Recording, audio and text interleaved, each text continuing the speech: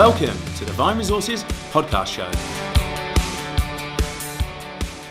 Welcome to another edition of the Vine Resources podcast show. I'm absolutely delighted today to have Lars Lehne. Lars is the CEO of SYZYGY. Oh, I said that right? Almost. It's one of those difficult ones to pronounce. I'll get that right. Lars is the CEO of the company and has around about 700 employees. Thank you, Lars, for joining us on the show. Pleasure. Lars, is it okay if you can perhaps give our listeners a little bit of insight into the organisation and tell us about yourself? I will, sure. It is pronounced SYZYGY. It comes from astronomy, although we don't have anything to do with astronomy. It basically describes three celestial bodies in harmony, which is far away from what actually this company is doing. We're a digital agency, a full-service digital agency, software production, design and build, front-end, web pages. We are a performance marketing agency. We're spread from Warsaw to New York, and basically we orchestrate brands and communication for large customers across the globe. Fantastic. And as the CEO of the company, I know you're traveling an awful lot. Like crazy, yeah. Yeah. Can you tell us what a typical day in the business looks like for you as the leader? Getting up too early, looking after the kids if I'm home, which rarely happens. And basically one of the first things I'm going to do is look at my mobile phone whether there is a car-sharing car around the corner so I don't need to take a taxi. And then I'm heading off to the airport, flying to one of my offices or to one of the clients. That's how a typical day would start.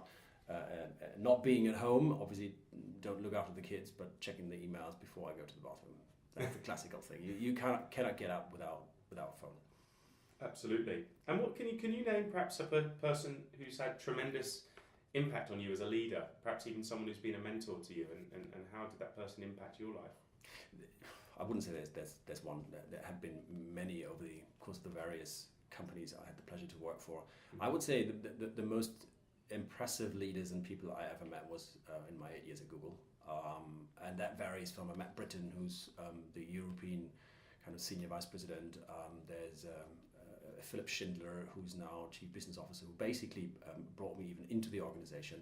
And what made them so fascinating for me is their balance between fast thinking, strategy, still lots of empathy, great leaders in terms of being on stage and having the ability to convince people and really sing a song that everybody can follow.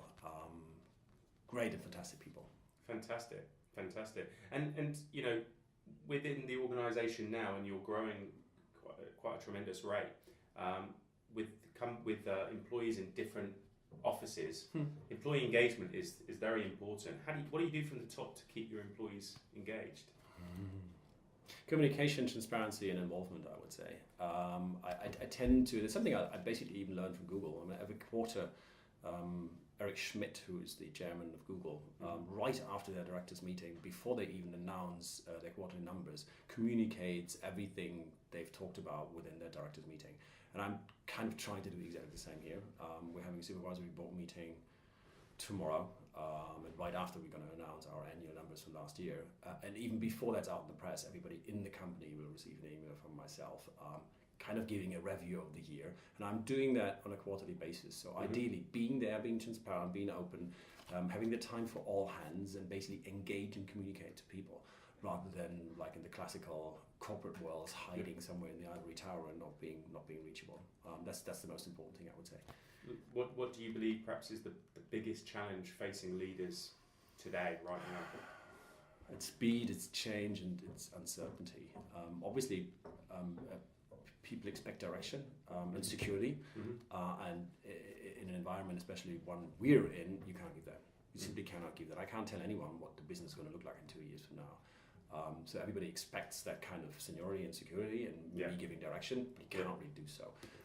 And I would say that's not only in the digital environment, it is everywhere. So it's the speed of change, it's the change itself, and it's the uncertainty, what is going to be out there. You have to kind of tip on your toes all the time and be flexible. And that is kind of contrary to what your staff expects. They want you to be quite solid, like a captain on a boat going one direction, which you can't. So that kind of balance is the most challenging thing you currently face, I would say. What's the one piece of business advice that you feel the best piece of business advice you've ever received? I think it came from my wife when I had a very tough decision to make and was kind of hassling with our major shareholder. And she told me, failure isn't the problem, and that's something I've learned at Google before. Failure is part of the system, and it's a normal thing to do. But if you want to fail, how do you want to fail?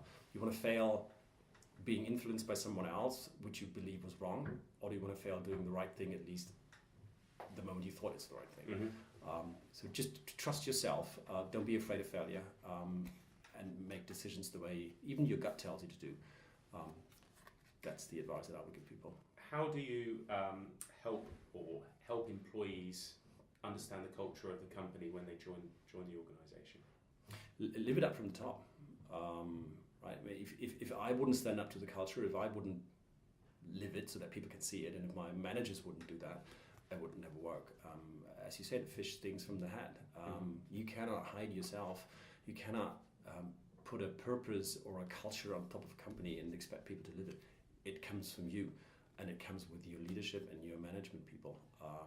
And that's what I'm trying to foster and push my managers, that if they don't live the culture that we have agreed to be the culture for this company, it's never going to be there. What's perhaps the one mistake you've witnessed leaders making more frequently than others? Taking themselves too serious. Right. Because nobody's got the answer. If you're too dominant, and I'm not saying alpha is the wrong thing, right? I mean, at the end of the day, you have to make a decision. Mm-hmm. But if you do not listen to others, if you don't trust the team, if you don't make it a team effort, if you think you've got all the answers and you're the most important person in the company, you're mistaken. You're just simply wrong.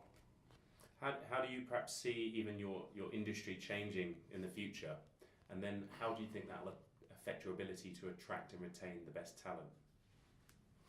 Especially the industry that we're in is under tremendous pressure because it's changing completely. You could easily say we are communication advertising, and yes, our major shareholder is WPP, although that doesn't have any massive impact because we're a German publicly listed company, and German public law foresees that we're still independent. So in fact, although WPP does own 52% of us, they cannot influence the daily business. But apart from that, that whole industry is changing dramatically. It's consolidation. And the other one is that the classical consultants, the Accentures and Deloitte and the Boston consultants of this world have stepped into that business a couple of years ago without anyone actually really realizing, and now they're kind of taken over. So that business is changing completely because those who sit in the lap of the clients are suddenly not the Sir Martins of this world. It's the Accentures. And that makes it completely different. It's changing. The culture of agencies is changing. The business model is changing. And that brings a lot of pressure. And it is difficult to retain talent because those Accentures, those classical consultants, can throw tons of money at people. And attracting talent, especially when it comes to digital developers, is almost impossible. So yes, you have to have a strong culture. You have to live up to that culture. You have to make it fun working for you as a company. And you have to have a purpose. Why on earth do we exist? Why do you work here? And why is it different at SYZYGY than at AKQA or any other of the competitors that we have? Yeah, that's a great answer. If you were perhaps giving your 20-year-old self advice again, if you had your time again, what's the one thing that you would say to yourself? Believe in yourself. When I was 20, I didn't really believe in myself. Really stand up to what you think you are and want to achieve, and learn to lead your leaders. Something I always failed in. So basically, I was never promoted in an existing job role. I always hopped from one to the other. So others did realize what I was capable of doing rather than those in the company, because I never managed to manage upwards. So that's something, although I would say trust and believe in yourself, but learn to manage upwards and lead upwards. Something that, although management is changing and companies are changing, that still is something, although it is corporate, it is needed. And the more corporate environments you might work in, the more it is needed. I've learned that actually at Google, where there is no corporate pressure and there's no politics, and you're seen at eye level, and you get tons of feedback from the top, where you suddenly realize that there is a communication between yourself and the upper level. And if you play that right, it plays out for you. So that would be the two things. Trust in yourself, don't be afraid of making any mistakes, and learn to manage upwards. Fantastic. Lars, thank you for sharing those insights. What's the best way for people to connect with you, get in touch with you, and find out more about the company? There's a fantastic thing called a website. Just go to that website or Google my name. You will find me on LinkedIn or Xing on anywhere. It's an open profile. There's tons of ways to contact: phone, email, Skype, Twitter, whatever. Fantastic. And if they're ever in the area, I mean, this is an absolutely amazing office that you've got over close to Homburg with a beautiful view over the city. So Yes, I know you've got the running track on the roof, waiting for the summer for your sports games or something. Lars, thanks for joining me. Really appreciate your time. It's been a pleasure. Take care. Thanks for coming.